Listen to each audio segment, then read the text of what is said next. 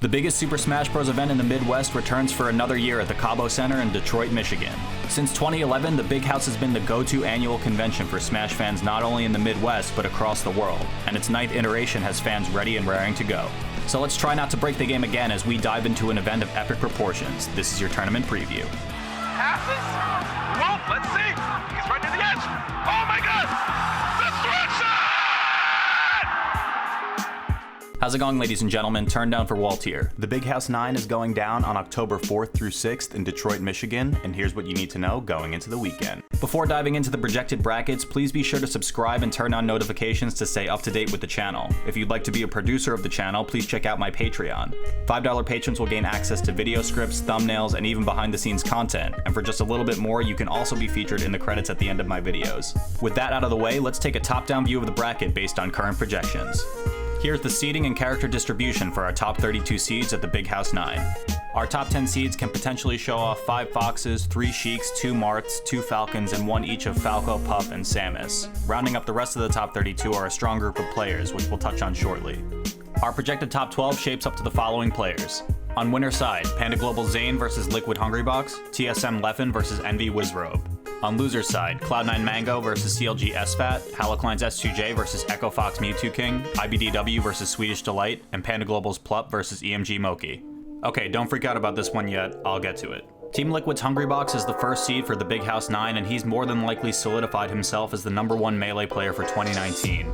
HBox's road to another major win could be challenging for this tournament, with key sets against Zane and Leffen dictating his winner side bracket. Both of these players could be a more than significant thorn in HBox's side on his path to Grand Finals. 4 out of 5 of Hungrybox's last sets with Zane went to Game 5, and Leffen still has his impressive 6-0 victory over HBox at SmashCon to back up his case for a win. We also have the looming menace of Wizrobe at this tournament, who's actually up 3-1 against HBox for the year. If any of these players can knock HBox out of the winner side bracket, Juan could potentially face some difficulty against Mango, Plup, IBDW, or even Mewtwo King. In Mewtwo King's case, the last time he faced Hungrybox was at Super Smash Con 2018, where he decidedly won the set 3-0. The remaining 3 players are down to HBox in their last major tournament set, but I wouldn't completely count out an upset from any of these guys. At second seed is Team Solo Mid's Leffen, and he's starting us off with an exciting set against the returning Wizrobe. Wizrobe has an undefeated record against Leffen with his 2 tournament wins at Smash and Splash 5 and Smash Summit 8, but it's hard to say if that makes a strong case for Leffen to lose here since Wizzy's only attended 4 major tournaments in 2019. On the flip side, Left's not that far behind Wizzy in tournament attendance with only 5 appearances in the year, so here's to hoping that we don't see any last-minute dropouts. Leffen is projected to double eliminate Wizrobe here, but it's very possible we see Wizzy take one of their scheduled sets. Either way, both of these players are quite possibly the biggest threats to a first place finish from HBox, so look out for their brackets. Third seed brings the triumphant return of Team Envy's Wizrobe. Wizzy's last big Melee tournament was CEO 2019 back in June, which brought him a second place finish after a close 5-game set against Hungrybox. After his projected loss to Leffen, Wizrobe is set up to play Plup, Zane, and Leffen again on loser's side. The Plup-Wizrobe matchup piques my interest quite a bit. Plup has a resounding 12-2 lifetime record versus Wizzy, with his only set losses being their first major tournament encounter at Tipped Off 10 in 2014, and their most recent major tournament encounter at CEO 2019. So we'll have to see if the weekend favors Wizrobe's seeding or Plup's dominant tournament history. As previously mentioned, Leffen is forecasted to win both of his encounters with Wizrobe at the Big House 9, but Wizrobe can realistically take a win here for another shot at Hungrybox. And if he gets that shot at Hungrybox, we may see another major victory for Captain Falcon. While Wizzy lost their CEO set, he has 2 convincing 3-1 victories under his belt at Smash and Splash 5, and a 3-2 win versus HBox at GOML 2019. With the right bracket, this tournament could very well go to Wizrobe. A couple spots down are 5th seed Plup and 6th seed Mango. Plup hasn't had the best performances relative to his higher seeding, with 2 uncharacteristic 17th place finishes at his last 2 majors, Shine 2019 and Super Smash Con 2019. However, he does have the potential to make a very deep run with his projected loser side matchups versus Moki, IBDW, and Wizrobe. As previously mentioned, Plup's strong record versus Wizrobe gives him a good chance of upsetting there. Ironically enough, his problem set may be in round 1 of top 12 versus Moki, who beat Plup 3-1 in their last and only set for the year at GOML 2019. Assuming Plup follows his projections up to Wizrobe though, a win over Wizzy would have him playing against Zane in loser semis. Plup also has a super solid record over Zane too, with a lifetime 7-3 set count and a 3-1 set count for the year, so he could very realistically take this set as well. Let's say Plup does take these 2 wins, then he'll potentially run into a much closer set versus Leffen, to whom he's down in their 1 set for the year at Smash and Splash 5. Plup won their encounter at last year's Big House though, so even here Plup could make the upset and we could see him getting to Grand Finals from loser's side. Again, a deep run isn't just a pipe dream, it's completely doable. At 6th seed is Cloud9's Mango, and he's had some fluctuating results since his first place finish at Get On My Level 2019. As high as 4th place at Low Tier City 7 and as low as 13th at Main Stage just over a week ago, Mango actually has a pretty favorable bracket for this weekend.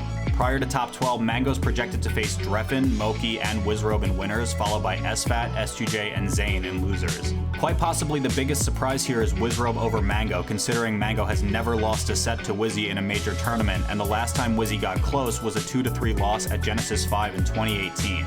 There is an argument to be made in that these two haven't had a major set this year, but a pretty convincing 16-0 lifetime record in favor of Mango makes me skeptical of this set. If Mango takes the win over Wizrobe here, we could see their positions swapped in top 12, and Mango would then play Leffen for round 1 of winner's side. This isn't that bad for the GOAT either, since the two have an even lifetime record of 12 sets to 12, and are also split down the middle with a set win each in 2019. Mango's seeding could work out really well for him here, and he could come up big at this tournament, so keep an eye out for him this weekend. I'd be remiss if I didn't mention the 2 crazy Falcon players who have been shaking things up a ton recently, 7th seed S2J and 16th seed None. These guys are the next highest seeded Falcons behind Wizrobe, and they both had some pretty impressive showings at recent events. S2J has a 2nd place finish at Shine 2019, and None is working with a 2nd place finish at DreamHack Montreal and Smash Camp End of Summer. S2J is projected to get knocked out by Mango, and None to Mewtwo King. 8th seed IBDW has a possible Sheik gauntlet waiting for him for loser's side of top 12 in the form of Swedish Delight and Plup, but to get there he's first going to have some interesting projected sets. Cody is scheduled to face Mewtwo King on winner's side, followed by Hungrybox. With 2 set wins over HBox for the year, don't count IBDW out of this set. Okay, now we can talk about Mewtwo King. The thing that honestly scares me a little bit about Cody's projected bracket is his set versus 9th seed Mewtwo King before reaching HBox. IBDW will likely be M2K's first high-profile Fox set since his last singles tournament appearance at Genesis 6, and Mewtwo King historically performs very well against space animals. If Jason can make the win here, I'm hard-pressed to see him follow it with another victory versus Hungrybox simply due to tournament inactivity, but anything's possible.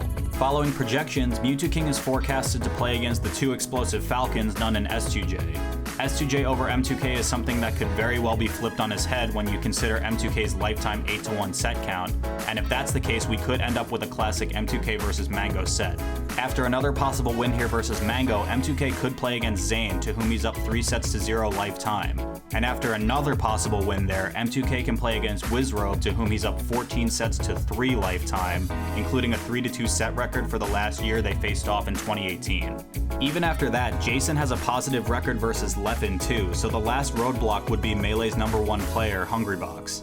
Almost every permutation of Mewtwo King's bracket, as well as his lack of tournament attendance in 2019, has me looking forward to seeing how he'll perform this weekend. This could actually be a true return of the King.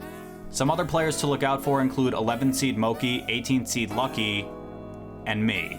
That's right, the fastest growing channel second only to Ludwig Ogren and General Handsome Man turndownforwalt will be competing at this year's Big House. I think hitting top 64 is entirely doable here, which would almost completely invalidate everything we've projected up until this point, but I digress. I'm projected to go 0-2 in pools, but I was power ranked in South Carolina once, so we'll have to see if Smash's most beloved YouTuber can exceed everyone's expectations.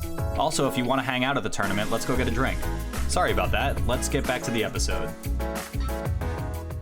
11th seed Moki has some great placings under his belt as well. 7th at Gommel 2019, 2nd at The Kid, The Goat, and The Mango, 5th at Shine 2019, and 3rd at DreamHack Montreal 2019.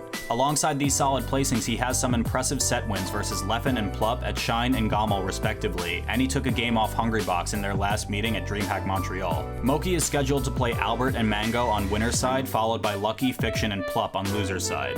While he has no major tournament history against either of these winner's side matches, Moki's actually won his last encounters versus each of his projected loser's side matchups. If he can keep up the momentum, it's possible we see Moki take Plup down yet again to face off against either IBDW or Swedish Delight for round 2 of loser's side top 12. Both of these players had close 5-game sets versus Moki, so I'd love to see another possible upset to have Moki outplace his seed. On top of that, if bracket luck suits him and he can advance to losers quarters, seeing Lef in here could even be preferred due to his win over Lef at Shine 2019. I'm super excited to see what Moki can cook up this weekend. On a similar loser's side trajectory is Dignitas' Lucky, who's forecasted to play Pew Pew in winners followed by Curve and Ty before falling to Moki. After an impressive 7th place finish at main stage paired with his first major tournament win versus Mango ever, I'm looking forward to seeing the Norwalk Bat in action. Overall, the 9th annual Big House is looking like a real big house, and I'm excited to witness it all firsthand while simultaneously getting my ass kicked.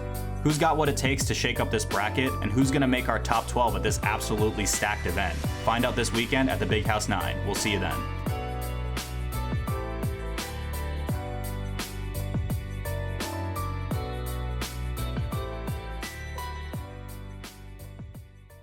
This video is powered by Patreon. If you'd like to be a producer of the channel, please be sure to check the link in the description. And as always, thank you to all of my current patrons. Also, I'm totally serious about meeting up for the Big House. If you're going to be at the event, drop me a comment and let's try to do something together. My DMs will be open on Twitter, and the community Discord is always available for anyone who wants to reach me there. Looking forward to seeing you guys in Michigan. This has been Turndown for Walt. Thanks for watching, and see you next time.